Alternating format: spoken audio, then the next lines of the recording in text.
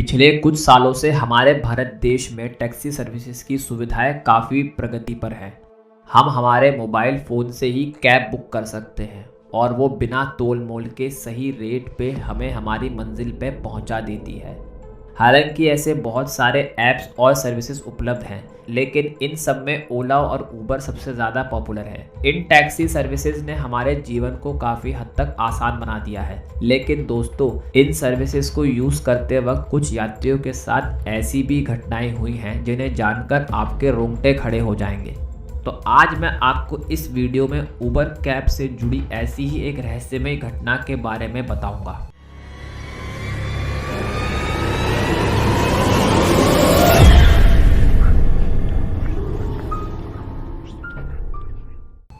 ये सूचना कॉन्फिडेंशियल होने के कारण मैंने पात्रों के नाम बदल दिए हैं। ये बात जनवरी महीने की है, जब काफ़ी ठंड पड़ रही थी।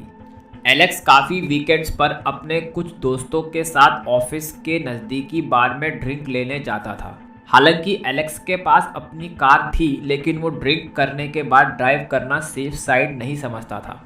शायद इसीलिए वो हर वीकेंड उबर कैब लेके देर रात अपने घर वापस आता था। ये भी एक नॉर्मल वीकेंड जैसा ही था, जब एलेक्स अपने पास वाले बार में अपने दोस्तों के साथ ड्रिंक लेने गया और देर रात 1 बजे उसने घर वापस जाने की सोची। उसने फ़ौरन अपने मोबाइल से उबर कैब बुक की और ड्राइवर का इंतज़ार करने लगा। अगर आपने कभी उबर कैब यूज़ की होगी तो आपको ये मालूम होगा कि ज़्यादातर ड्राइवर्स की रेटिंग 4 से ऊपर होती है, लेकिन इस ड्राइवर की रेटिंग 3.6 थी। इसके अलावा ड्राइवर की डिस्प्ले पिक भी थोड़ी सामान्य से अलग और डरावनी थी। नशे की हालत में एलेक्स ने इन बातों पर ज़्यादा ध्यान नहीं दिया, क्योंकि कैब उससे सिर्फ 5 मिनट की दूरी पे थी। ठीक 5 मिनट बाद एलेक्स को सामने एक गाड़ी रुकती दिखी और वो उसकी ही कैब थी। एलेक्स फ़ौरन कैब की पिछली सीट पर जाकर बैठ गया और उसने ड्राइवर को अपना डेस्टिनेशन बताया। साथ ही उसने ये भी बोला कि उसने ऐप में डेस्टिनेशन को अपडेट भी किया हुआ है। इन सभी बातों के लिए सामने बैठे ड्राइवर का कोई भी जवाब नहीं आया और वो सीधा ले जाने लगा। हालांकि एलेक्स थोड़े नशे में था, लेकिन उसको ये पता करते देर नहीं लगी कि ये कैब उसकी दी हुई डायरेक्शन से ठीक उल्टी दिशा में जा रही है। उसने ये बात ड्राइवर से कही तो ड्राइवर ने माफ़ी मांगी और उसने बोला कि वो एलेक्स को डिस्काउंट देगा। इन सब के बाद भी वो ड्राइवर अगले यू टर्न को नज़रअंदाज करते हुए आगे से सुनसान रेसिडेंशियल एरिया वाली सड़कों पे कैब को ले जाने लगा। एलेक्स को पता चल गया था कि यहाँ कुछ ना कुछ गड़बड़ है और अब वो पूरे ध्यान से ड्राइवर की हर हरकत पे नज़र रखने लगा। उसने ये गौर किया कि ड्राइवर भी कैबिन मिरर से एलेक्स पे पूरी नज़र रख रहा था। अब एलेक्स को बहुत ज़्यादा डर लगने लगा था। उसने पुलिस को कॉल करने की सोची, लेकिन इससे पहले कि वो कॉल लगाता उसने देखा कि ड्राइवर ने आगे कैबिन स्पेस में से एक छोटी सी हैंडगन निकालकर सामने डैशबोर्ड पे रख दी। अब तो एलेक्स पूरी तरह से घबरा गया था और वो पुलिस को कॉल करने या फिर राइड को रिपोर्ट करने से भी घबराने लगा।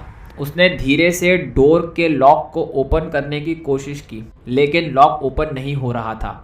शायद इस ड्राइवर ने आगे से चाइल्ड लॉक लगा रखा था, जिस वजह से डोर भी नहीं खुल पा रहे थे। अब एलेक्स को ये बात तो पता चल चुकी थी कि उसके पास कोई रास्ता नहीं है सिवाय इसके कि वो झपट कर आगे डैशबोर्ड से चाइल्ड लॉक ऑफ करके कार के डोर्स को ओपन करके बाहर कूद जाए। लेकिन गाड़ी की रफ्तार ज़्यादा थी और इस रफ्तार में बाहर कूदना नामुमकिन था।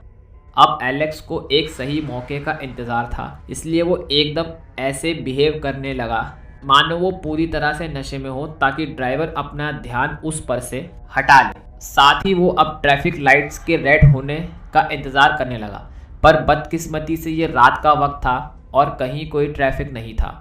करीब 10 मिनट ऐसे ही चलने के बाद कैब एक ऐसी सड़क पे आई जो सामने हाईवे को क्रॉस कर रही थी। वहाँ कुछ ट्रक्स आ जा रहे थे और साथ में एक फ्यूल पंप भी था।